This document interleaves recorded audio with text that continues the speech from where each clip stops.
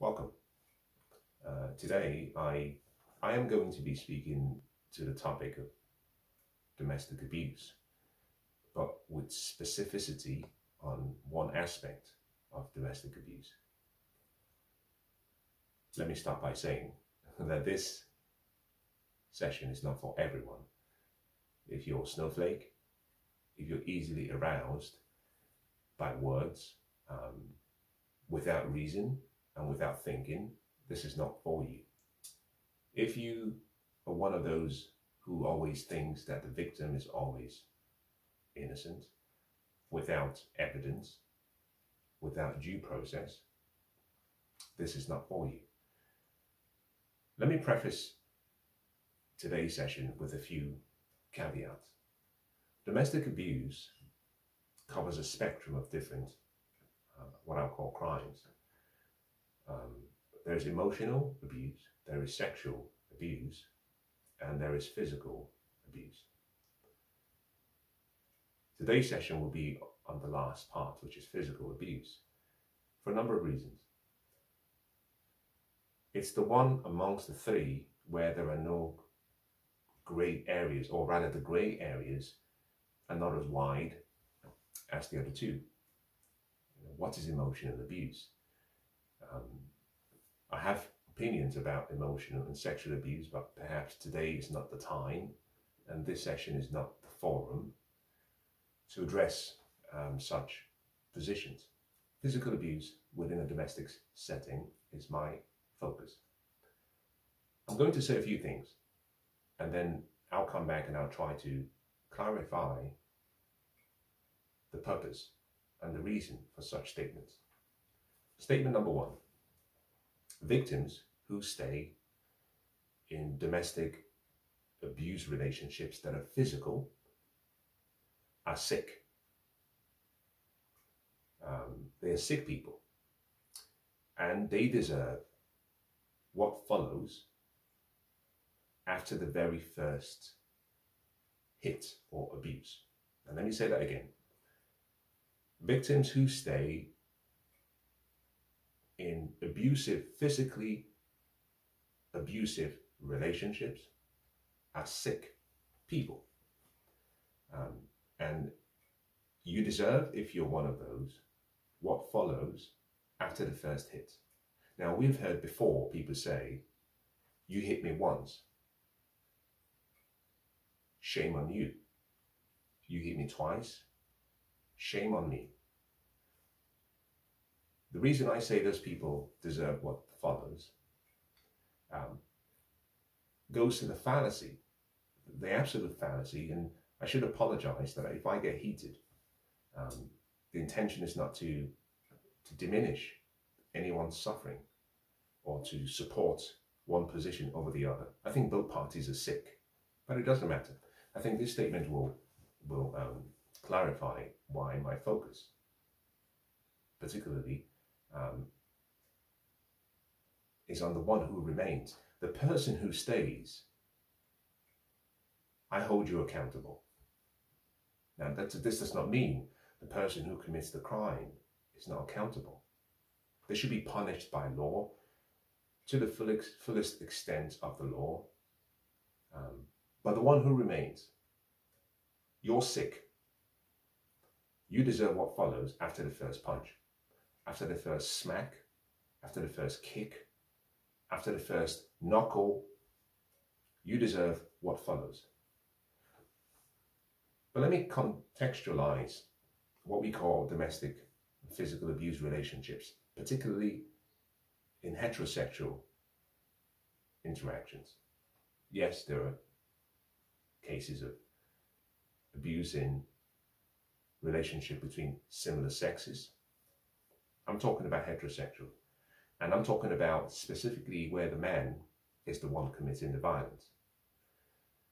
Generally speaking, it's important that you understand how men and women view relationships and how we are conditioned and taught to view relationships. Generally speaking, men go into relationships believing things will remain the same or that things will never change. Women, on the other hand, go into relationships thinking, now things will change. I've said before in several sessions, if he does not change to get you, he will not change to keep you. Or if he does not change to get you, he will not change when he has you. Women believe in potential. They believe in potential so much that they can see a stray cat or a stray dog and they think, I'm going to bring this stray cat and stray dog into my lovely home and I'm going to reform, give this cat so much love, give this dog so much compassion, and eventually it will change. The compassion to help is what makes women great. I understand that. That nurturing aspect is what makes women one with nature. That forgiving spirit, that loving nature, the compassion that knows no bounds, the passion to support, sustain, nourish. I get that. I commend that. It's the failure of not understanding that inherently in every one of us is the capacity to do evil and to do good. Men go into relationship thinking, this is it. It will never change. She's accepted me for who I am. Women go into relationships thinking, now I've actually got the ring. Now we are married. Now we live together. Now I have the monopoly on everything. Sex, who he speaks to, friendship, nurturing, who cooks for him. Now I can begin to fine-tune him into a gentleman. I can take this beast and I can make him into a prince, something that is desirable. Something that I think is, in my opinion, idiotic. I mean, absolutely idiotic. You see, the actions that we put forward into the world are simply a result of our behaviors. Our behaviors come from what we've been conditioned over time. You see, what we see, what we hear, and the associations around us determine how we feel. How we feel will influence how we think. How we think will condition us into a way of behaving. Behavior becomes habitual. Habits sustained over time become more like a paradigm. They become our actions. Our actions determine our life. The idea that you can convince yourself as a woman that you can take a beast and nurture the beast, and this beast will become tamed, is something that I admire. But I think fundamentally, you are sick. Now, actions and behaviors are always foreshadowed. Let me say that again. Actions and behaviors are always foreshadowed. The first time he raises his fist, that wasn't the first time that there was a foreshadowing of things to come. He had an anger management issue. He had an emotional issue. He was mentally unstable. You saw all of that during the early days of the relationship. As a matter of fact, this is where and why I say most of those women, in this case who are victims, and recognize that abuse can happen both ways. I'm speaking specifically to heterosexual relationships when men are the ones who are supposed to be the alleged villains and women are the alleged victims. Those actions that he's been manifesting were not new. They were foreshadowed. And what I find very sick is in the early stages of the relationship, what other men will consider poor behavior, inappropriate behavior, women consider to be sexy. Someone who can manhandle you, put you in your place verbally, threatening to give you a smack because you're running your mouth without respect. All of that made up for great experiences, great sex, the high and the low emotions, the breakup and the makeup, the intimacy that came with the makeup. Both of you were sick. Those were foreshadowing of things to come. We learn our behaviors and our actions over time. Sometimes it's learned, sometimes it's nurtured, and sometimes it's simply modeled. Men who find it easy to lift a hand on a woman usually learn such behaviors from a young age. It's deep in their subconscious mind.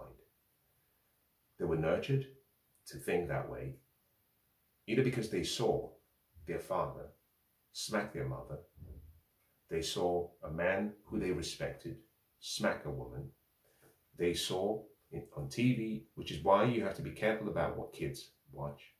They saw on TV someone of importance disrespect a woman by assaulting a woman. If that input is not corrected very early, it's modeled. Particularly kids who are raised in families where you don't have a strong father role model or archetype and a strong feminine female role model or archetype, do not actually get to see how to negotiate with one another. They don't get to see how to dialogue and discuss and disagree respectfully. They don't see those boundaries being maintained between two loving people.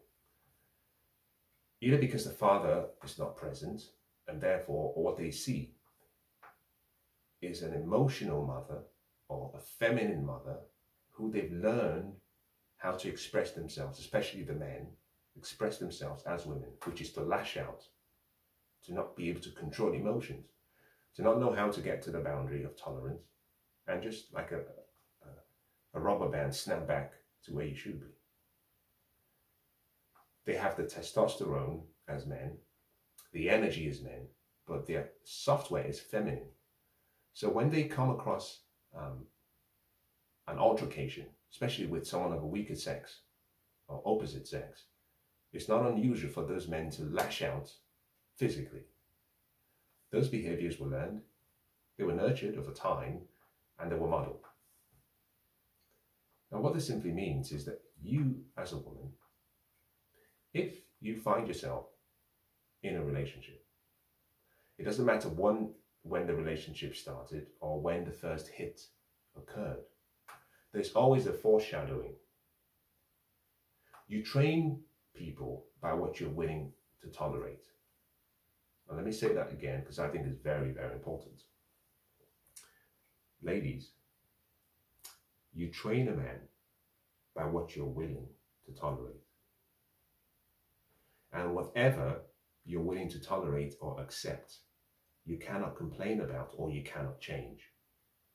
Very, very simple words, but very profound. Everyone in your life, now I know myself and I know the people around me, I have trained them, implicitly or explicitly. For example, if someone does something that is dishonoring to me, I have an opportunity to say, if you do that again, it won't end very well. I put a line in the sand. I've said, I will not tolerate dishonor. In biblical terms, the disciples were told, when you go into a nation, when you go into a place, when you go into a family, when you go to a door, when you go and you're invited inside and they do not show you honor, Shake the dust off your feet as you leave. Leave the dishonor there and go away. You train people by what you're willing to tolerate. You train people around you by what you're willing to accept.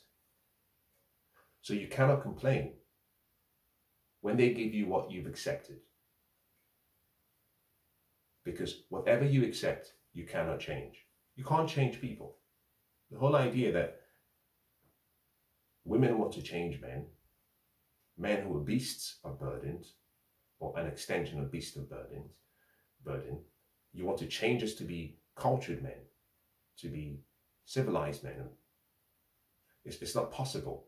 We've been fed so much Disney fairy BS, so much so that women have not been taught how to recognize evil even when they look at evil. They see someone who is a violent criminal, someone who has shown so much violence towards people he loves. And they say, yes, I want to choose you as a spouse. I'm going to give you the greatest honor a woman can give a man. I'll give you my body. I'll give you my womb. I'll give you my emotions. And I'll give you a child. And even when you smack me, I'll stay. Here are my words. You deserve it. And there's a simple way to validate whether the statement, you deserve it, is correct. Number one, who chooses and who chose the man in your life? Whoever your partner may be, male, female, in between, who chose them? You did. Women are gatekeepers to their bodies, their emotions, their womb. You get to choose. Number two, who stays? Who stayed after the first hit? After the first violent attack? After the first slap, punch, kick? Who stayed? Now, I don't care about the reasons why you stayed. All I'm asking is a question. Who stayed? You did. Now, number three is where it breaks my heart. Because I'm going to say something that most of you who've been watching this have been feeling. Number three, who rationalized? So far in this session, most of you who've been listening to me, and I speculate, your blood is boiling. There's so much rage, you're angry. You're trying to rationalize on behalf of someone you've never heard, seen, who seems to be the abused victim. You're rationalizing for them. I've never seen more madness in my entire life as I have in cases of domestic violence, physical domestic violence. He pounds your head, he beats you up, showing no value to you as a woman, no value to you as a human being, no value to you as someone he's supposed to love. You stay, and then you rationalize on his behalf. You come up with reasons why you can't leave. You come up with reasons why he was violent. You come up with reasons why perhaps you deserve it. In other words, you're agreeing with me by saying, well, maybe I deserve it. You rationalize for him or for them. You deserve it. You deserve it because you stayed after the first hit. You deserve it because you chose it. You deserve it because you rationalize for him. You deserve it. And if you choose him and you stay with him and you find reasons to justify his poor decisions and poor actions and his abuse on you, the world doesn't owe you understanding then. The world doesn't owe you forgiveness. The world does not owe you patience. The world should be appalled by you. And let me say this, you are sick. Anyone who falls within this category, you are sick. Now I can understand the first abuse. Tempers were flaying. Who knows, maybe you even instigated it with running your mouth. And there goes the hand. I can understand that. Emotions flaring up. He should have controlled himself. You should have controlled your mouth. I can understand the first one. I cannot understand the second, the third, the fourth, the fifth. I cannot. I cannot rationalize the second. And here's the reason. The first punch is always weaker than the second punch. Remember what I said, you train people by what you're willing to tolerate. If he smacks you the first time and you stay, and you do not report to the police, and you do not report him to the authorities, and you rationalize, the second punch will be harder than the first, which is why you find women who find themselves in domestic abuse relationships who end up being killed. Why? It started with one punch, then it became 2 punches, then it became 3, then it became 3 punches with a knife, and then 2 years later, she's dead. She was sick. She deserved it. Now let me speak to the man or to the abuser. Those of you who have seen the movie The Godfather, Sonny, I think Santiano, Sonny he was called, was the first son of the Godfather. For those who haven't seen the movie, you should go back and watch the movie. The death of Sonny was planned primarily because Sonny had a temper, but he also had the love for his sister. And the first time his sister's husband touched his sister, his brother-in-law was lucky to be alive. The enemies of the family realized the temper he had and how he loved his sister so much. They used that as a plot for his assassination. The point of the story being, we've raised society and raised men in society, brothers, not to be their sisters' keepers. So today, a woman can be in an abusive relationship for 5, 10, 15 years, physically abusive relationship, and her brother knows nothing about it. Her friends know nothing about it. The men who used to be in her life, her father, knows nothing about it. Why? Because we've told men for many years, we don't need you. You're not needed. We're women. We're empowered. We can make our decisions. We don't need you men. So the roles the fathers and men in the community used to play to protect, to preserve, to nurture, and to provide for the women in their midst, women in their lives, we've told men, well, we can do that. We're independent. We don't need men. We're equal. We don't need you. So what you found is men generally so far have taken a back seat. The only exception to this is, and here is a good litmus test. Why is it that domestic violence perpetrated by men occur most of the time in closed spaces, in the homes? Why doesn't it appear to take place in public spaces? The reason is simple. Other men will take that man in question to task, so much so that he would never touch you in his life again, if there are real men around. Other men will take him to task, so much so that when the men are done drilling and correcting him, he will never touch you in his entire life. He'll be lucky if he's able to even kiss you, at least for the next 24 months. The reason is simply, inbuilt in every man is the understanding that a woman is supposed to be a precious gift that we receive. It doesn't matter whether she's our sister, mother, cousin, We're supposed to preserve and nurture, protect women, provide for women.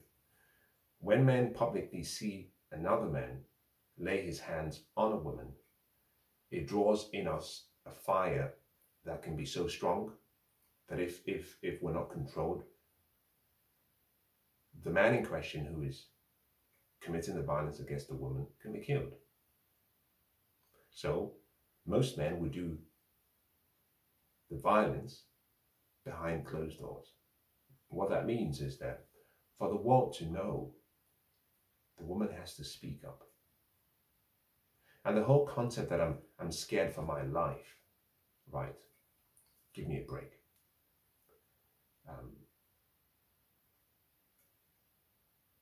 One of the things we know is that the whole concept of unconditional love is a myth, doesn't exist. Even God does not love unconditionally. If not, he wouldn't have sent several prophets over the ages to go warn the people of the calamity that was coming towards them if they didn't change their ways. Jonah, the angels that went to Sodom and Gomorrah. We know of stories of Noah. We know of Lot. You go through the books of ancient times, and what you find is almost a warning. Someone going forward and saying, you have to change your ways. God doesn't love unconditionally. Dogs do not love unconditionally. You hit a dog long enough, it will bite you and run away. Human beings do not love unconditionally. But for some stupid reason, women who are in abusive relationships, who are sick, seem to think that it's their role, having chosen the man, to stay with the man, to rationalize for his poor actions and to love him unconditionally. Most of those people are sick, and they get what comes to them. Sometimes it's damage beyond repair, sometimes it's death. Those women were supposed to be the ones who raised the alarm, who spoke to a loved one, who spoke to a father, who spoke to a brother and said, listen, I need help. And if needed, who escalated it to the authorities. You can call 999, you can even call 111. There are so many opportunities for a woman to be able to anonymously reach out to the authorities to say, I don't feel safe, but she stays. Now, most of the time, she uses the children as a good reason. You know, this gets me so really, really irritated, that the idea that you would use a child, well, I can't leave because of the child or the children. Yeah. He didn't think of the children when he was pumping your head. But yes, you will think of the children to encourage him to pump your head even more. You're sick. Victims who stay, irrespective of gender, who stay in relationships that are abusive, physically abusive, are sick.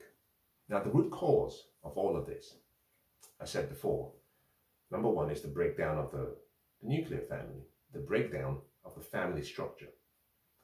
Number two, this equality BS.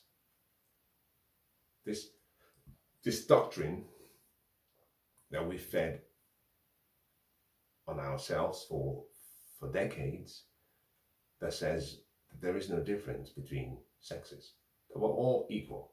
Well, if we are all equal, then all is fair in love and war. So, to the victor goes the spoils. And if that means he wins the fight physically, I guess that's what we're saying. No. We say there are rules. As a man, there's a level of decorum expected of you. There's a way you should behave, particularly when you're animated by anger, when you're emotionally outraged, when you are upset. There's a way we behave. The one thing we don't do is we don't raise our hands, and we choose our words very carefully. We learn to let the air out of the balloon without it causing much of an issue. You learn to control your emotions. You remain stoic. Even in the midst of challenging circumstances. That's the pathway as women. You have to understand you're not equal to a man. You're not equal in strength. You're not equal in anger and rage. You are not equal in violence. You're not equal in a family structure. You play different roles, different functions. Equality means sameness. Sameness means one person is not required. And that would mean that if both of you were equal, then one wasn't needed in the first place. So you don't need to be with him, or vice versa. You're not equal in any regard. We're different. We play different functions. Now, we're equal under the law. We're equal metaphysically. We're equal spiritually. We have equality of rights, rightly so. We want the laws to be interpreted and all obstacles to be removed. We want equality of opportunity, yes.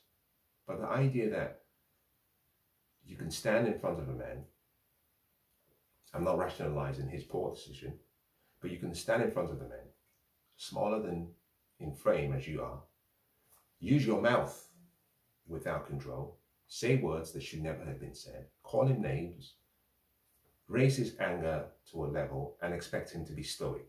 Well, I believe we're equal as people. Feminists believe in equality, yes, but if we're equal, most men will not say that to another man without getting a good slap, punch in the face or kick in the nuts.